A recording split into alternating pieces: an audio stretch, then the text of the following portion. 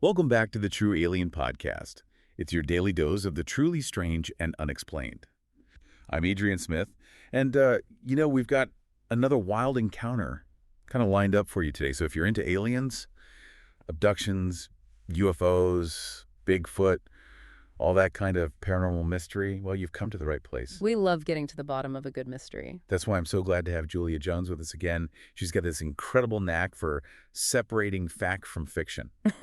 Which is pretty essential in this field. Can be tough sometimes. Yeah, so we're going to be taking a paranormal probe into a case that's got all the ingredients of a classic alien encounter, but with a few twists that'll leave you scratching your I head. do love a good twist. Today we're heading to Possum Creek, a small town nestled deep in the backwoods. Picture a place where folks are more familiar with swamp monsters than little green men. So what happens when aliens choose this sleepy little town for their grand invasion? I have a feeling it doesn't go quite according to plan. You got that right.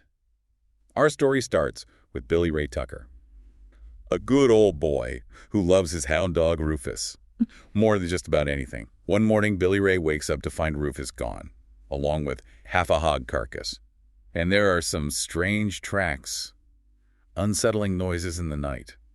You've got the makings of a Possum Creek mystery. Missing livestock and strange noises. Classic signs of something unusual happening.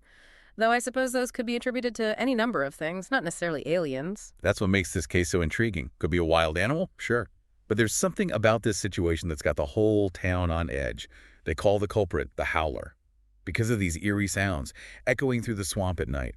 This is where things start to take a turn for the weird, even for Possum Creek. Sound can be very evocative, can tap into our primal fears, especially when we can't immediately identify the source. And in this case, the sound is just the beginning. Adding fuel to the fire is Sister Eileen May, the town's fiery preacher. Now, you wouldn't expect a woman of God to be talking about aliens, would you? Not necessarily. But Sister Eileen May claims she's been having visions of a demonic, non-human creature. And in Possum Creek, well, you don't ignore Sister Eileen May's visions.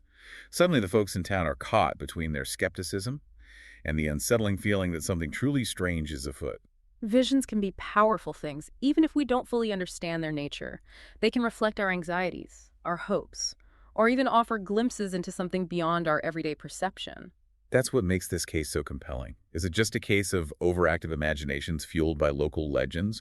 Or is there something genuinely otherworldly going on? As the rumors swirl, the town is abuzz with theories. Some folks are convinced it's aliens.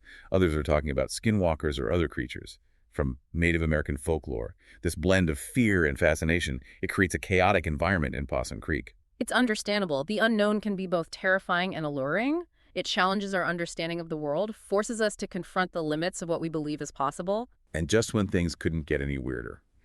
Into this mix steps Dr. Evelyn Tanaka, a xenobiologist, a scientist who specializes in the study of alien life. Talk about a clash of cultures. A scientist specializing in extraterrestrial life, in a town steeped in folklore.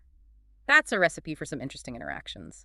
What kind of research does Dr. Tanaka specialize in? She's particularly interested in the biological and genetic makeup of potential alien species. She's come to Possum Creek, armed with her scientific knowledge and a whole lot of skepticism, ready to debunk the myths and find a rational explanation for the strange events. But even Dr. Tanaka is in for a surprise. What kind of evidence do they begin to find? They find more than just rumors and speculation. They uncover physical evidence, shimmering skin, strange footprints, bioluminescent eyes, the kind of stuff that's hard to explain away as swamp gas or an overactive imagination. This discovery is a turning point. It forces even the most die-hard skeptics, including Dr. Tanaka, to consider the possibility that they're dealing with something truly alien. And that's just the beginning of this paranormal probe. I'm on the edge of my seat. This is where things start to get really interesting. We've got a town full of colorful characters, a clash between science and folklore, and the growing realization that they might be facing something truly extraordinary. You said it, Julia. And we'll be diving deeper into this Possum Creek mystery in part 2 of today's show, so don't go anywhere. And if you're enjoying this wild ride with us, don't forget to rate and follow the True Alien Podcast for more true alien stories, delivered daily. The tension must be palpable in Possum Creek at this point. You can practically cut it with a butter knife. Yeah. The townspeople, they're used to their share of weirdness.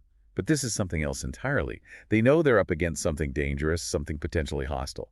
but they still don't know what it is. That uncertainty, it just adds to the fear and the mystery. So what do? Do they wait for the government to step in? Or do they take matters into their own hands? Well, this is Possum Creek we're talking about. They're not exactly known for sitting around, waiting for someone else to save them. They're resourceful, they're resilient, and they're not afraid to get their hands dirty. So they decided to do what any self-respecting group of backwoods folks would do. They arm themselves and head into the swamp. Armed with what exactly? I'm imagining a mix of hunting rifles and homemade contraptions. You'd be right on the money there. We've got Billy Ray, our resident expert in all things swamp-related, leading the charge. He's got his trusty shotgun Betsy, of course, and a whole lot of backwoods know-how. Sister Eileen May, bless her heart, she's right there with him, armed with her faith, and a whole lot of holy water. And then we have Dr. Tanaka, trying to keep up with these swamp veterans while juggling her scientific equipment. That's quite the team. Science, faith, and good old-fashioned grit.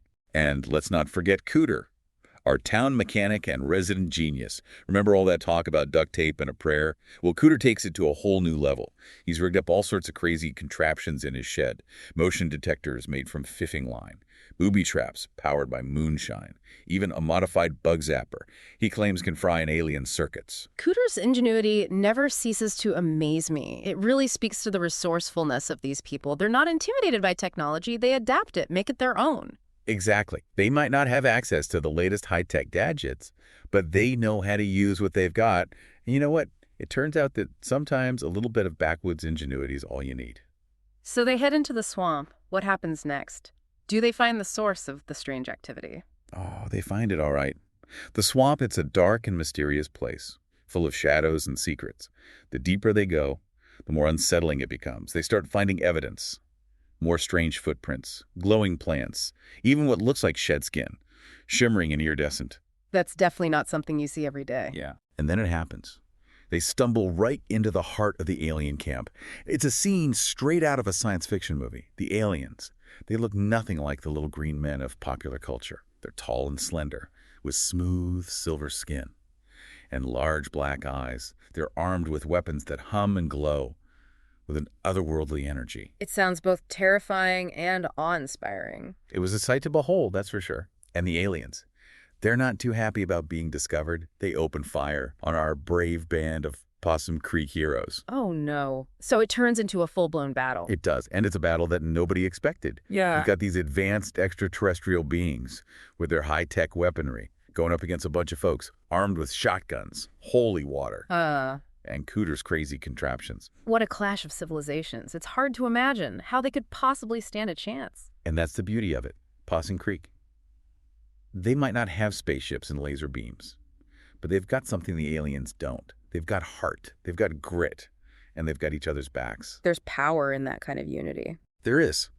And it turns out that unity, combined with a healthy dose of backwoods ingenuity, can be surprisingly effective. The aliens, they're used to conquering planets, not fighting off a bunch of determined swamp dwellers. They're caught off guard by Cooter's booby traps. And the sheer tenacity of the Possum Creek folks. It's like David versus Goliath, but with a southern twist. Exactly. But then just when things are looking pretty dire for our heroes, something incredible happens. Remember all that talk about a giant catfish creature? The one that was initially suspected of causing the trouble? The very same. Yeah. What suddenly emerges from the swamp, the behemoth of scales and glowing eyes, and it joins the battle on the side of Possum Creek. What? That's incredible. Why would it do that? Nobody knows for sure. Some folks say it was defending its territory. Others believe it sensed the danger posed by the aliens.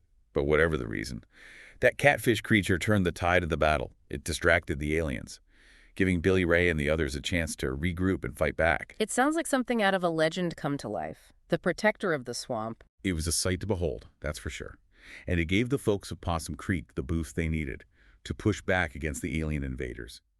The battle rages on, but the tide has turned. We left off with the folks of Possum Creek aided by a giant catfish creature pushing back against those alien invaders. It's a scene of pure chaos, a blend of science fiction and Southern folklore. You wouldn't believe it unless you saw it with your own eyes. It's amazing how this story blends those seemingly disparate elements. That's the thing about Possum Creek. They don't really care about categories or labels. They just deal with what's in front of them. Yeah. Whether it's a broken down truck or an alien invasion. It's a testament to their adaptability and resilience. Absolutely. So the battle rages on. But that Possum Creek spirit, it's unbreakable. They're using everything they've got, Cooter's crazy contraptions, Billy Ray's sharpshooting skills, even Sister Eileen May's holy water, which, believe it or not, seems to have some effect on those alien weapons. That's fascinating. It makes you wonder about the nature of these aliens, their vulnerabilities. It does. And that's one of the things that keeps this case so intriguing. There are so many unanswered questions, but in the heat of the moment, there's no time for speculation. The folks of Possum Creek are fighting for their lives, for their town, for their way of life. And what about the catfish creature? What role does it play in the final moments of the battle? Well, the catfish, it's like something out of a myth, a guardian spirit protecting its domain. It thrashes through the swamp, disrupting the aliens' formations, creating chaos and confusion. It even manages to take down a couple of those alien soldiers, tossing them around like rag dolls. It's hard to imagine the sheer power of a creature like that. It was a force in nature, no doubt about it. And in the end, that's what turns the tide. The aliens, they realize they're outmatched, outgunned, and outcreatived. They try to make a run for it, back to their hidden spaceship. But the folks at Possum Creek aren't about to let them escape that easily. Not a chance.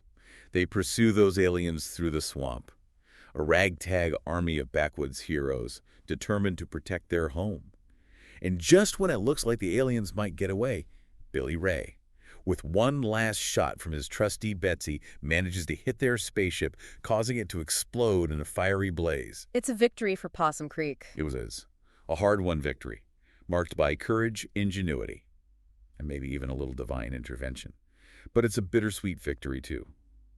There are casualties on both sides. The swamp is scarred, and that mysterious catfish creature disappears back into the murky depths, leaving behind more questions than answers. It sounds like the government stepped in after that. Oh, they did. Black SUVs, men in suits, the whole 9 yards. They came to clean up the mess, collect the alien technology, and make sure the whole thing disappeared down the memory hole. The usual routine. But Possum Creek, they weren't intimidated. They stood their ground, told their stories, and made sure the world knew what happened in their little corner of the swamp. It's a reminder that even the most extraordinary events, the ones that challenge our understanding of reality, ultimately come down to human stories, human experiences. That's what we try to do here on the True Alien Podcast, to explore those stories, to delve into the mysteries, and to remind ourselves that the truth, no matter how strange or unbelievable, is always out there. And sometimes it's hiding right in our own backyards. This paranormal probe has certainly been an eye-opener. It's a story that stays with you, makes you question what you think you know about the world. It does. And it reminds us that even in the face of the unknown, the human spirit can triumph. So if you're ever feeling a little lost or uncertain, just remember the folks of Possum Creek. They faced down aliens with shotguns, holy water, and a giant catfish. Yeah. And they won. It's a good reminder to never underestimate the power of community courage and a little bit of backwoods ingenuity. Couldn't have said it better myself, Julia. And that's a wrap on this episode of the True Alien Podcast. Until next time, keep your eyes on the skies, your ears open for the strange and unexplained. And maybe, just maybe, keep a fishing rod handy. You never know what you might reel in. And don't forget to rate and follow the show for more true alien stories, delivered daily. We'll be back soon with another paranormal probe into the mysteries of the universe.